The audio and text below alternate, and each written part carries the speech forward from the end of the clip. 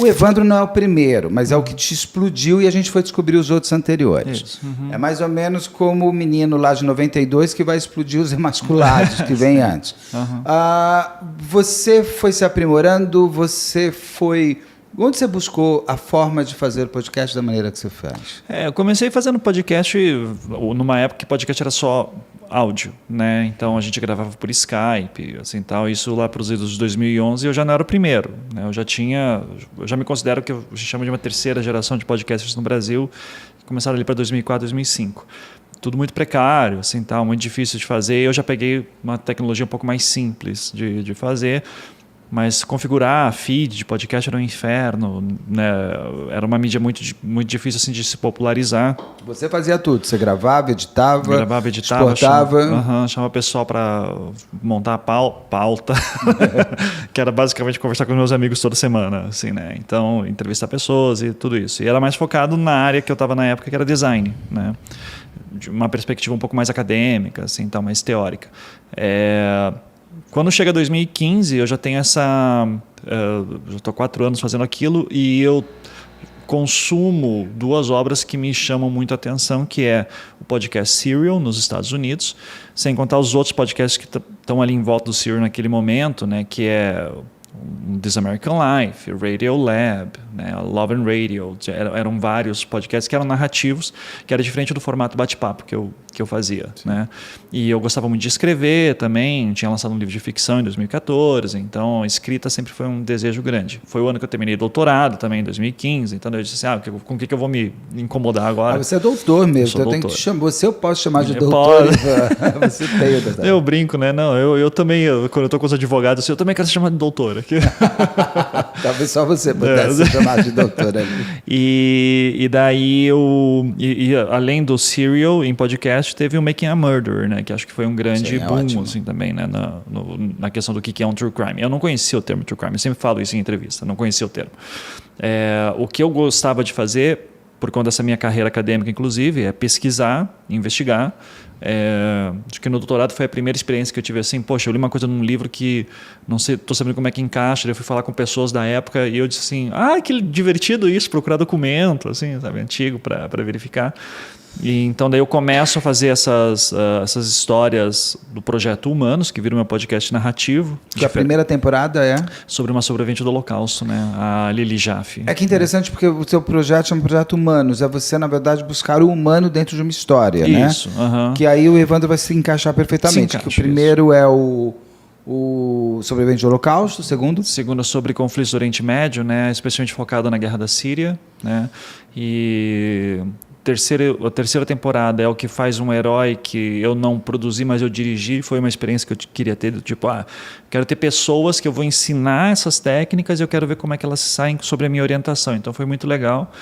E daí, desde que eu comecei o Projeto Humanos, eu já comecei a pesquisar sobre o caso Evandro. Então foi quando ele sai em 2018, o primeiro episódio, já é uma pesquisa que tem ali uns 3 anos. Né? Para você começar a pôr no ar 3 anos de pesquisa. De pesquisa. Mas não é porque, sabe, não é que eu estava todo dia pesquisando. Eu sempre falo, o Projeto Humanos era o meu projeto de férias, porque eu era professor universitário, aula de fevereiro a junho e de agosto a novembro.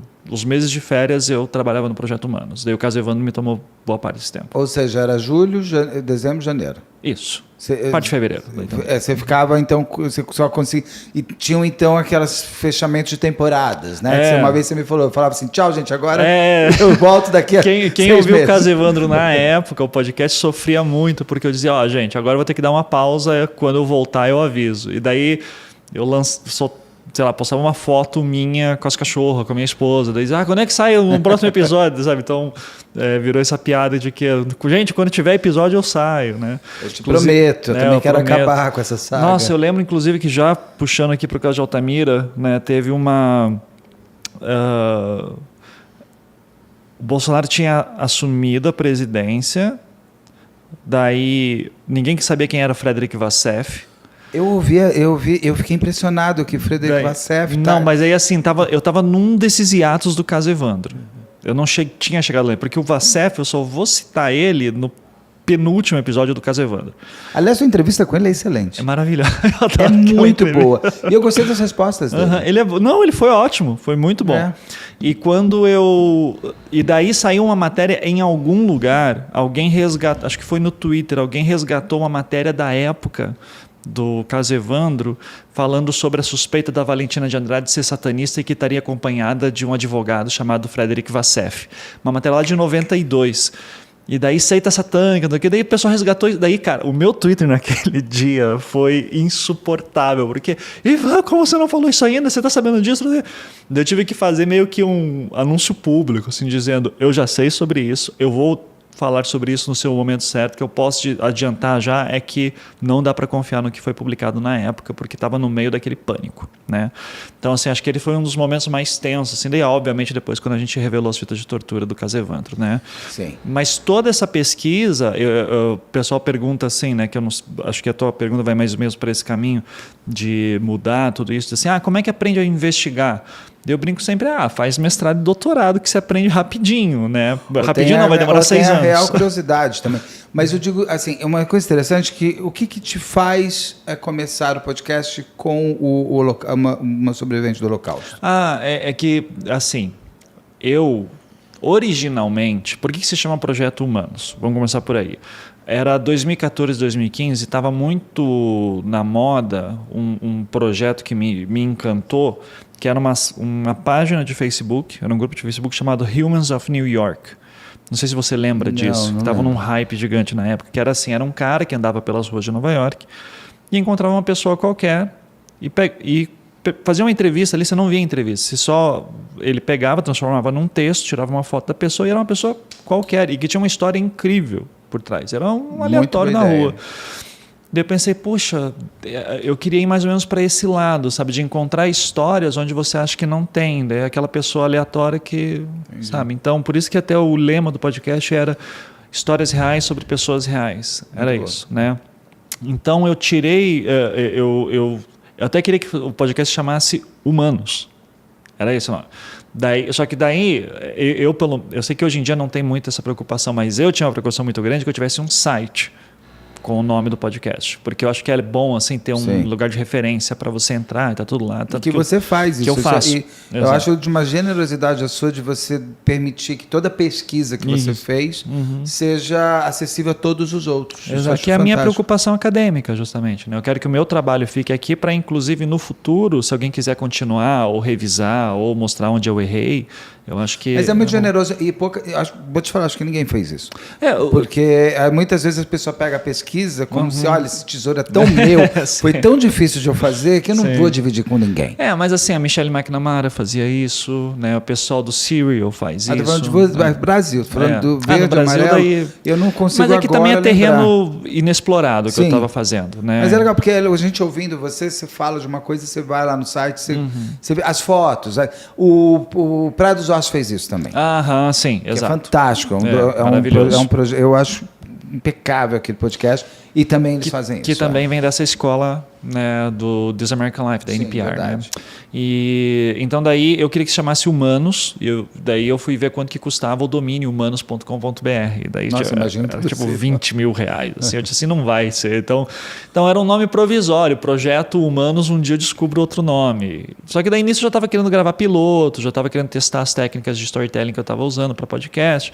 E daí eu disse, preciso ter um nome aqui para falar. Daí eu vou falar Projeto Humanos, que é o nome. E daí meio que foi sendo aceito e andou. Tá? E ficou, eu hoje gosto muito desse nome. É bom, então, E eu queria fazer essas histórias, justamente, por exemplo, a segunda temporada, eu acho que ainda é a minha preferida, porque elas são 14 episódios, conversando com pessoas diferentes, cada episódio é uma história diferente, só que todas as histórias se amarram dentro dos conflitos do Oriente Médio. Então eu começo entrevistando uma mulher muçulmana em Curitiba que saiu no jornal porque ela foi atacada, xingada de terrorista, porque ela usa o véu. Né? E daí eu aprendo a história dela, como que ela se tornou muçulmana, etc. Daí vai andando. Daí, a partir da história dela a gente entende sobre islamismo, daí a gente conversa com um brasileiro que lutou na guerra do Iraque e do Afeganistão, e daí vai andando até que a gente chega na história de 2 sírios que estão fugindo da guerra da Síria, para se refugiar na Holanda. É aquela velha história, você pegar o Saulo, agora através do Saulo eu consigo contar a história da humanidade. Você vai indo para trás, vai indo para trás, você está lá no começo de tudo. Eu amo essa temporada porque eu acho que ela foi tão orgânica assim, na forma de produzir, foi catando história aqui ou ali, puxa, acho que encaixa. Que é uma coisa muito artesanal, né? A maneira como eu fazia era insana. Hoje em dia eu não teria condição de fazer aquilo. Eu preciso já fazer uma linha de produção um pouco mais clara. E aquilo lá, das primeiras temporadas do Projeto Humanos, até metade do caso Evandro, inclusive, era muito artesanal na forma, inclusive, que eu fazia os episódios. Era literalmente do tipo, puxa, tem aquele trecho de áudio que eu acho que seria legal usar, eu boto, daí eu já gravo uma narração e daí eu já puxo outro, daí eu já vou colocando a trilha. Então eu ia fazendo tudo meio junto, ia costurando à medida que ia vendo o que ia saindo. E daí quando chegava lá para os 40 minutos eu dizia, aqui eu já tenho que fazer algum fechamento. Então era horroroso fazer isso. Mas você está descrevendo como eu crio. Eu sou assim até hoje. Eu tenho um caos, eu preciso do caos para criar. Você já é mais metódico, você aprendeu uma metodologia. Até porque você fez mestrado, doutorado, você precisa criar. Eu precisei daí também começar a delegar funções. Então eu precisei começar a escrever roteiro. Foi fácil? No começo não. No começo não. Porque tem muita coisa tipo, vai fazer errado, vai fazer diferente de mim, não sei o quê. Mas daí eu fui aprendendo e eu achei uma equipe muito boa, assim, que trabalha comigo até hoje. Aí até falando como ouvinte, como fã do teu trabalho e como uma pessoa que sempre consumiu o que você faz. Só não ouvi ainda o piloto, porque foi exatamente um período de fim de ano, aquilo, e eu vou ouvir agora, que eu quero fazer até depois, no caso, comentado alguma coisa. A sua evolução é muito legal. Obrigado. É muito boa. E o caso de Altamira é um pulo de... O Evandro está fantástico, mas o pulo de produção, assim, quem faz trilha, quem fez edição, você ficou ainda melhor, porque eu acho que você ficou mais livre para ficar melhor ainda do que você já era muito bom. Que é na pesquisa, na entrevista... No fechamento, acho que você fecha o roteiro, não sei como é que é ali, mas eu acho que você ficou ainda melhor porque você teve esse jump de pessoas podendo permitir que você brilhasse ainda mais. E sem isso seria impossível, porque, né, explicando um pouquinho como é que eu chego num crime, né? Eu ia perguntar, eu sei a resposta, mas por que o caso Evandro? Porque vai ser que vai costurar com o Altamira. Exato. O caso Evandro... Leandro Bosco, tudo isso. Sim, exato. Então, é a mesma história, no fim das contas, né? A Ilana sempre fala isso para mim, assim, você tem que olhar tudo isso como uma mesma história, né? Ela fala muito quando está falando dos escolas do Maranhão, né, principalmente. Sim. Mas quando eu estava fazendo o Projeto Humanos, querendo fazer essas narrativas sobre histórias reais, sobre pessoas reais, eu ficava toda hora lembrando do Serial Making a Murder, né? Eu pensava... Só que eu olhava para uma questão mais de estética narrativa. E eu olhava assim, puxa, tem uma questão aqui que é um caso criminal, ele tem aquele gancho, né? Eu preciso ouvir o próximo episódio, eu não mal posso esperar para sair o próximo episódio, eu já quero engatar o próximo. Então, esse sentido do maratonar ou do eu não aguento sair o próximo episódio, daí fica uma semana as pessoas comentando sobre. Então, o caso criminal, essa questão dos ganchos finais era uma coisa que eu queria trabalhar. E eu entendo hoje, olhando, eu tenho que ser muito transparente com isso, assim, porque é a realidade. Que isso aconteceu e isso é o que passava pela minha cabeça. E hoje, entendendo melhor como é que funciona, eu fico, putz, cara, que sentimento mesquinho, assim, quase, sabe? Porque eu estava olhando como escritor... mas eu não estava vendo ainda as dores que tem por trás dos casos criminais, né? Então eu entendo que a indústria funciona assim, que os ouvintes, leitores, espectadores, todos querem, procuram o True Crime muito por conta disso, mas eu, como produtor, em algum momento eu tive que rever, dizer, não, mas não quero só criar esse efeito estético, eu quero também solucionar coisas, trazer respostas, jogar luzes em coisas que não foram esclarecidas. Tanto é que eu brinco, assim, volta e meia alguém me manda, Ivan, é que todo dia eu recebo mensagem, tem um caso aqui que talvez se interesse. Daí geralmente tem muito caso que é novo, muito caso velho, mas muita coisa nova. E eu não tenho nenhum interesse em pegar casos recentes, porque eu quero também pegar aqueles que estão há 30, 40 anos, que as pessoas, sabe, virou uma lenda. Assim, com ponto de interrogação. E com ponto de interrogação, exato. Então, daí o caso Evandro em específico, quando eu disse assim, quero fazer um caso criminal, qual que eu vou pegar? Não fazia sentido para mim pegar um caso famoso fora do Paraná, né? Porque Porque você é de lá, mora porque lá. Porque eu sou de lá e assim, quem vê minhas entrevistas já está cansado de ouvir essa história, mas assim, desde criança eu ouço meu pai falando de futebol em específico, ele fala assim, para, o pessoal mora aqui em Curitiba e torce pro Palmeiras, para São Paulo, não sei o quê, tem que torcer pro time local, daí a gente lá fica sofrendo pelo Curitiba, assim, e dá-lhe segunda divisão de novo, mas...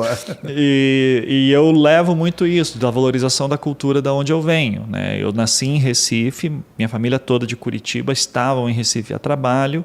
Eu nasci, rapidamente já voltaram para Curitiba, eu tinha meses de vida. Maravilhoso, você é nordestino e sulista. Sou nordestino com cultura de Curitiba. Você consegue unir o Brasil.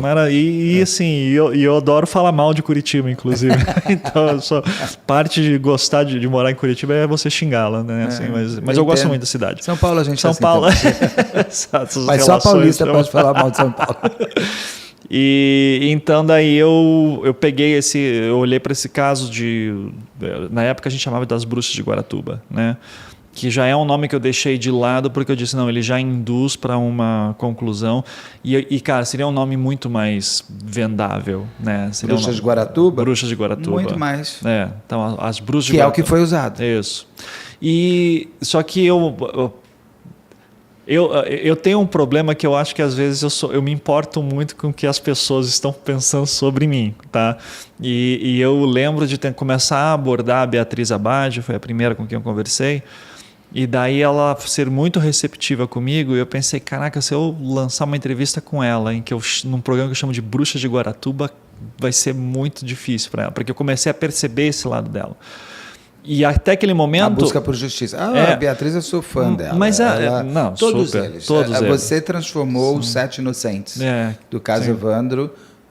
Eu digo você porque foi você que permitiu que eles tivessem o que eles estão tendo hoje. Sim. Acho que não no tudo que eles merecem.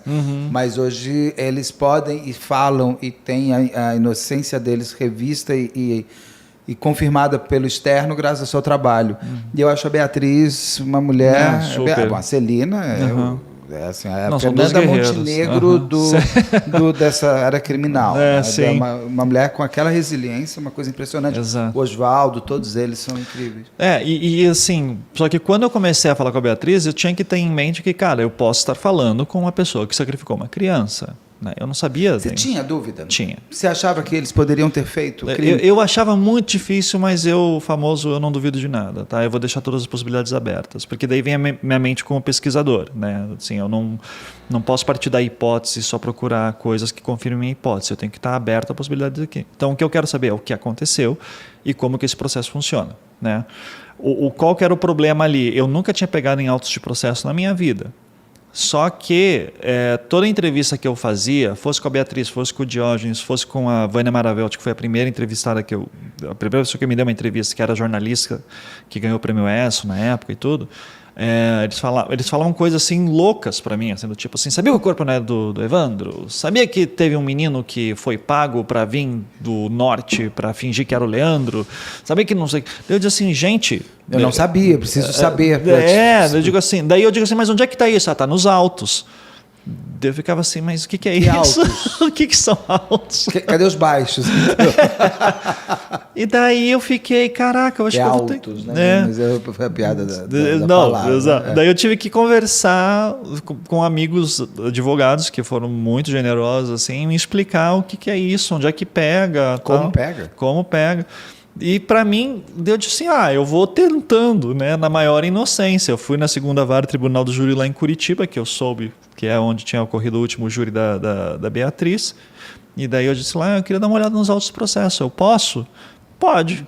Daí a gente só está aqui a descarga. Daí eles fizeram lá a carga, né, do primeiro, assim, daí precisava dos outros ainda. Eu disse, não, mas é que eu...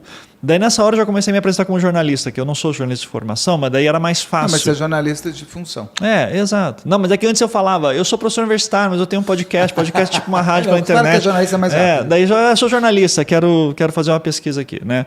Daí eles começaram a me liberar e o pessoal foi muito gentil. Eles falaram, se você quer levar os autos para casa, faz uma carta para o juiz, vê se ele autoriza. Ele autorizou. Hoje já não consigo fazer isso. Hoje acho que o pessoal já fica atento, assim, e daí eu preciso ter advogado que assina para mim, pede um monte de coisa. Então hoje já é mais complicado. Mas na época foi muito tranquilo. levei os autos para casa, tinha caixas e caixas de fita VHS, eu disse, Jesus, onde que eu me meti, né? E daí, tirando foto de altos processos, peguei um videocassete, placa de digitalização, porque eu tinha prazo para devolver tudo, né? Então eu precisava copiar e pegar de novo, e entregar. Nesse ponto daí, teve um advogado da Beatriz, que foi o Adel Altassi, que ele tinha digitalizado, sei lá, 70% dos autos processos, daí, nossa, ele me deu um pendrive assim que salvou minha vida. Ele foi mesmo anjo da guarda. No caso de Altamira tem aquele que fala com Rubens. você. Gente, que advogado excelente. Sim, eu adoro ouvir ele falando. Sim. E ele teve ele foi seu apoio ali, né? Sim. Com toda essa página. Não, Altamira sem também. O Rubens não tinha que ele como. também digitalizou um monte de coisa. Ele sabia o número das páginas. Ele ficou falando o número das folhas. Uma coisa impressionante. É muito legal. Ele é muito bom Ele é muito bom. Esse aí eu chamo de rapaz porque ele deve ser bem mais novo que eu. Não, ele é. Eu não sei, eu não vou chutar a idade dele agora, mas ele é bem novo, assim. Mas muito inteligente. A cadência dele de contar a história é muito bom. É um cara bem legal. E daí eu peguei todos os autos, daí comecei a ler, daí eu mandava para um amigo, para outro, para me ajudar com a parte. Eu tinha meus ouvintes do outro podcast que eu tinha, o Anticast. Joguei assim num grupo de ouvintes, assim, gente, eu preciso de gente para me ajudar a entender esse negócio aqui. Tem advogado, tem não sei o quê. Daí a gente montou um grupo grande assim de pessoas que me ajudaram a catalogar os autos do processo. Então foi tudo meio feito com o que dava para fazer. E é ali que você foi ver a primeira vez assim laudos, fotos de cadáver. Você começa a entender, você viu o corpo do Evandro, ali você tinha as imagens. Então você começa a entender o que as pessoas estavam falando. Só que eu tenho uma questão, daí que vem acho que o que diferencia o meu trabalho. Quando eu olhava a foto do Evandro, a maioria das pessoas quando olha, e aqui peritos, interessados, olham para aquilo e já estão querendo saber como é que aconteceu, o que aconteceu, quais são os detalhes. Eu já estou interessado em saber quem tirou essa foto, em que condições, como é que era a tecnologia da época, como é que é, sabe? Então eu quero saber o que está por trás, porque daí isso vem muito do meu doutorado, que foi em estudos culturais, que é você olhar para um artefato e você pensar, tá, mas qual é a linha de eventos culturais, desenvolvimentos culturais que foram necessários para que essa tecnologia fosse desenvolvida, tá? Então assim, isso foi muito legal quando eu cheguei já na temporada do Leandro Bossi, né, que já é a terceira parte dessa história, quando a gente conseguiu falar com o perito que tirou as fotos, né? Que ele finalmente deu uma entrevista. É porque quando você tira uma foto, você determinou que vai ser aquele registro. Isso. Por que não do outro lado? Por que não para trás? Isso. Que a Rosângela Monteiro sempre fala da importância da imagem bem fotografada, que ela sempre fala, preciso da foto daqui, porque você sabe como construir de novo aquela história. Isso. Se o cara tirou uma... Por que ele fez aquilo? Eu não achei muito interessante o seu olhar. Então assim, você vai ver que o caso...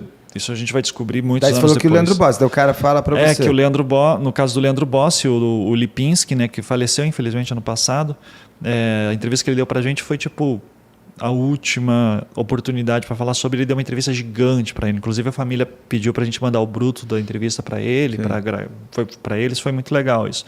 E ele falava, olha, o padrão naquela época era tirar 3 fotos. Você tira do corpo perto, do corpo longe e acho que um close, um negócio assim, alguma parte. Daí ele falou, só que naquele dia eu estava sem filme e eu consegui um rolo de filme com um fotógrafo da prefeitura e era um filme maravilhoso. Então eu pude usar o rolo inteiro só para aquele caso. Então por isso que tem muita foto do Evandro. Então, e era uma coisa que chamava a atenção, nossa, quantas fotos que tem aqui. Contrastando com o caso de Altamira, que a maioria das vítimas nem tem fotos. Nem tem laudo, né? Nem a gente vai entrar nessa diferença, inclusive.